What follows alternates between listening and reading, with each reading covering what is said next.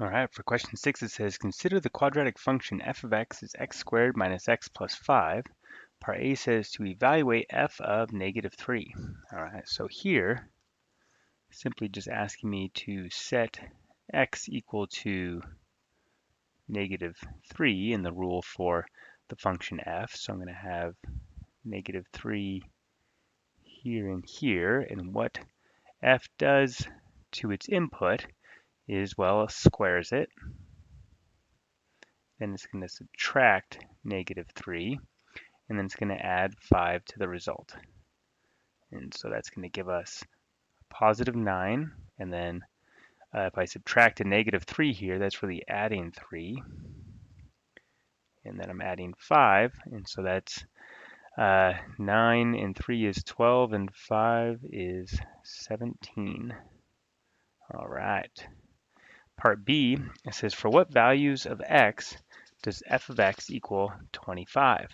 All right, well here, this is basically turning things around. Instead of giving us x and asking for the function value, which is really the corresponding y value when x is negative 3, here they're really now giving us the y value, and they're asking, well, what's the corresponding value or potentially values of x. So to figure that out, what we can do is just take the rule for f and substitute it in for f of x. So that's x squared minus x plus 5 on the left, and that is equal to 25.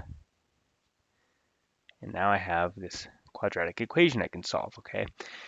And since I have x show up in both the square term as well as this linear term, I'm just going to move the 25 over to the left side by subtracting 25 from both sides. So that's going to give us x squared minus x minus 20, and that's equal to 0. And now here, fortunately, I can factor this. This is x minus 5 times x plus 4. And that product is 0, so that means that either x minus 5 is 0, in which case x would be 5, or x plus 4 is 0, in which case x would be negative 4. So here are the two solutions, x equals 5 and negative 4. Okay, now I'm not going to go through the check, but an easy way to check your work is just to plug 5 in for x and verify that the resulting value is 25, as well as for negative 4.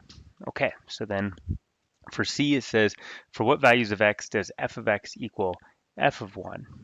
Okay, so first off, what is f of 1? The right-hand side here. Well, this is saying x is equal to 1, so then what's the corresponding output y value?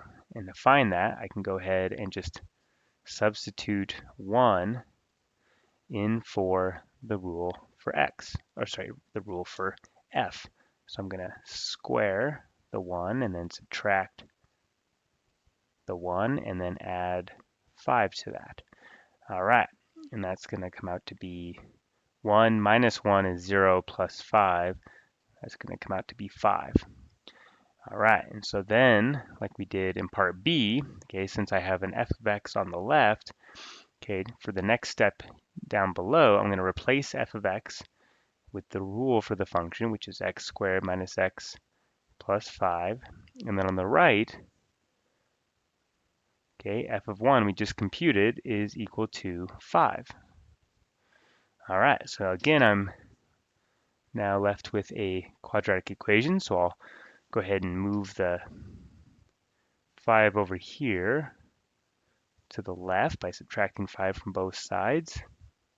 And so that's going to give us x squared minus x is equal to 0. And here I have a common factor of x, so I'll go ahead and factor it out. And now, go ahead and set each factor to 0. So either x here is 0, or x minus 1 is 0, in which case x is equal to 1. So these are the two solutions in that case. All right, well, that's going to do it. Thank you.